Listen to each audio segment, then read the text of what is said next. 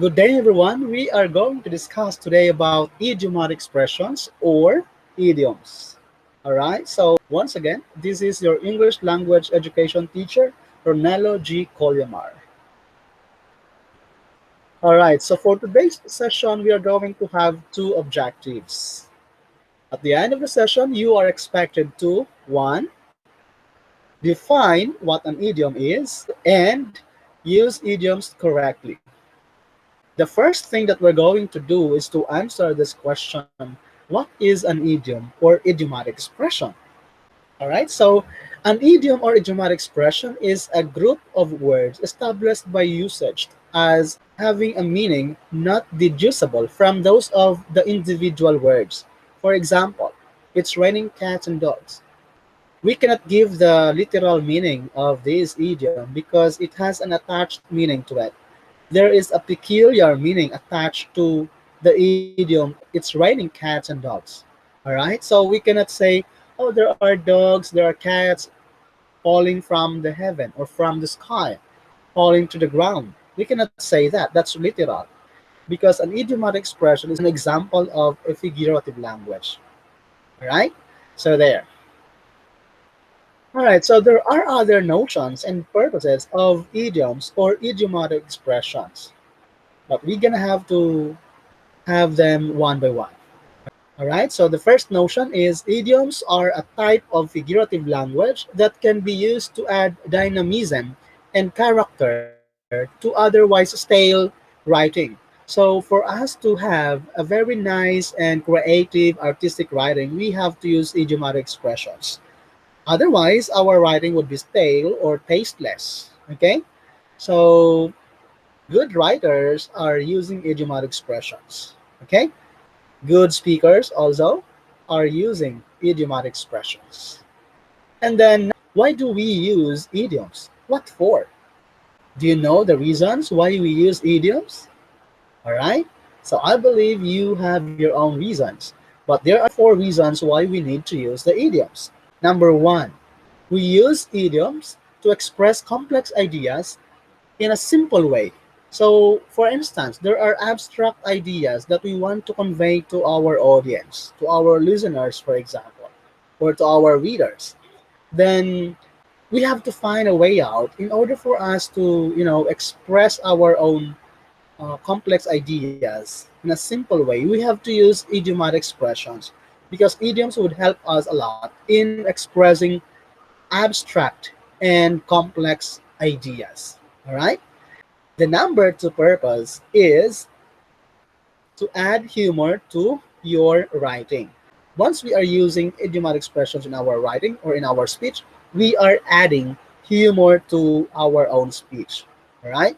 So there. And then number three, we are establishing a point of view. When we say establishing a point of view, we are, positioning our stand.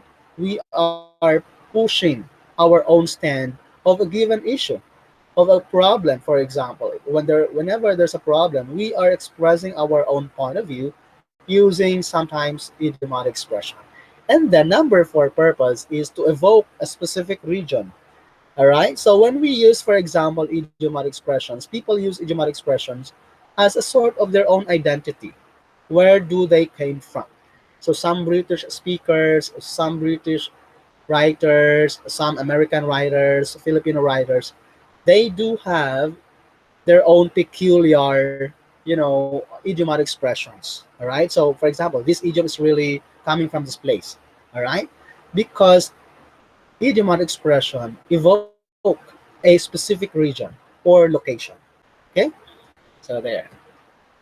All right, so our first idiom is you can't judge a book by its cover. So what do you think is the meaning of this? I believe some of you are familiar and some of you have just forgotten the meaning of this idiom. So that's why I'm here. What does this idiom mean?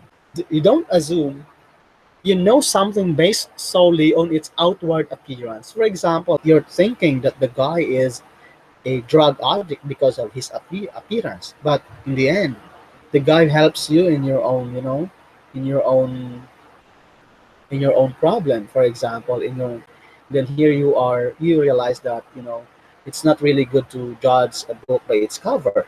Okay, so there. So judging a book by its cover is really, somehow jumping into a conclusion without, evidences or proofs. Okay, so there. And the number two idiom that we're going to have is every cloud has a silver lining. All right, so every cloud has a silver lining. So what does this idiom mean? Okay, good things come as a result of bad things. So don't you worry if you do have a lot of things that are bad, but in the end, you can see good things in them. Okay? So for example, you have a lot of problems, financial problems, or whatever problems you have in life, and then somehow you're losing hope. But no, you don't have to lose hope because God is always there. Okay? For every cloud, there is a silver lining. So for every bad thing, there is a good thing. Okay? So somehow bad things are a blessing in disguise because you can, turn bad things into good things, turn problems into, blessings, for example. Okay? So there. And then the third idiom that we're going to have is once in a blue moon. This sounds familiar, right? So it's very familiar, common, right? Once in a blue moon. So, for example, your mother would say, you have to go to church once in a blue moon. Even once in a blue moon, you have to go to church, your mother says. Okay? Because you are not really a church goer, for example. So your mother says, why not go to church once in a blue moon? Okay? So there. What does it mean by this? The meaning is very rarely. In other words, you're not doing it usually. You do it seldom. All right? So very rarely. Not the usual thing that you do. Okay? All right. The next one is it's a piece of cake. All right. So as you notice, if it's a piece of cake, wow, it's very, delicious, you would think. The meaning of this idiom is, all right. So we have it's easy. When you hear, for example, someone is saying, oh, the examination is just a piece of cake, therefore he thinks that his examination is just very easy for him. Okay, so that's it. And then the next idiom that we're going to have is it's raining cats and dogs. A while ago, I have written down here um, beside the definition of an idiomatic expression. So what does this idiomatic expression mean? It's raining cats and dogs. Remember, we're not going to give the literal meaning of the idiomatic expression. We have to memorize the attached meaning to it. So what's the attached meaning of this idiomatic expression? Let us see. All right, so the attached meaning to this idiomatic expression is it's raining hard. In other words, there's a heavy rain. Okay? Strong rain, for more example. Okay, so there. So, however, if it's only a drizzle, all right, if it's only a drizzle, then you cannot call it as it's raining cats and dogs outside. You cannot say it that way because it's not heavy rain, because it's not raining hard. Okay, but if it is raining hard, then you would say, oh, it's raining cats and dogs outside. All right. So if you notice, if you're going to use idioms, instead of using, for example, plain expression just like it's raining hard, right? But here you are using it's raining cats and dogs. There is the notion of dynamism, right? And you are somehow creative and expressive as well as artistic in your own expression, right? Be it in speaking or writing. The next idiom that we're going to have is kill two birds with one stone. So as you notice, you're using one stone here, but then you kill two birds. Okay, can we do that? Really? All right. So how is that done? So here we have the meaning of the idiom. You are going to get two things done with a single action. For example, you're doing one thing. Your action is only one, but then you are very lucky to finish two things. All right. The next idiom that we're going to have is let the cat out of the bag. All right. If you're going to take it literally, you have a cat inside the bag, and then you're going to let the cat out of your bag. But that's not the meaning. Again, as I have told you a while ago, you have to memorize the attached meaning to it. Okay? So if you don't know the meaning of an idiomatic expression, there would be a problem. In other words, you have to memorize the meaning of a certain idiom that you are not familiar with. Okay, so the meaning of let the cat out of the bag is give away a secret. For example, your friend is talking to you, begging you to, reveal whatever secret you have.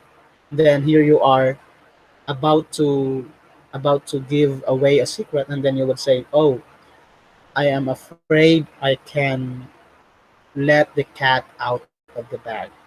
Okay, in other words, you are now somehow being convinced to give away whatever secret you have.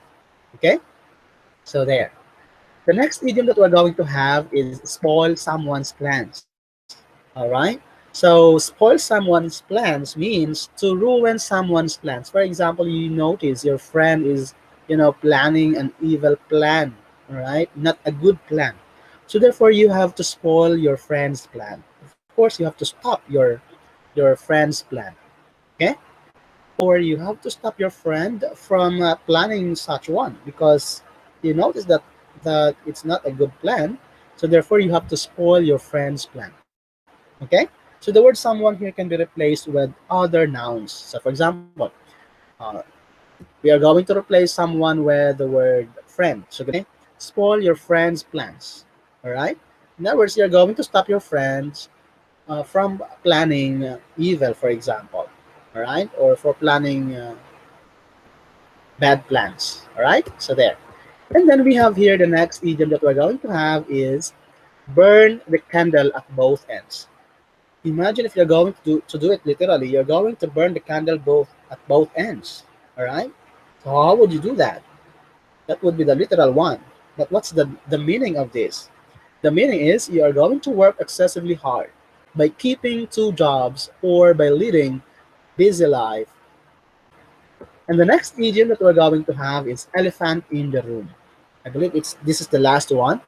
All right, so we have elephant in the room. Okay, so it simply means that there's an obvious major problem or issue that people avoid discussing or acknowledging it. Okay, so when you notice that some people are not acknowledging or not discussing or avoiding to discuss a major problem or issue, then you would say, oh, there is an elephant in the room. So those are the 10 idiomatic expressions that we have today. Okay, I hope you learned something from me. I am Ronelo G. Culyamar, your English language teacher. Thank you so much.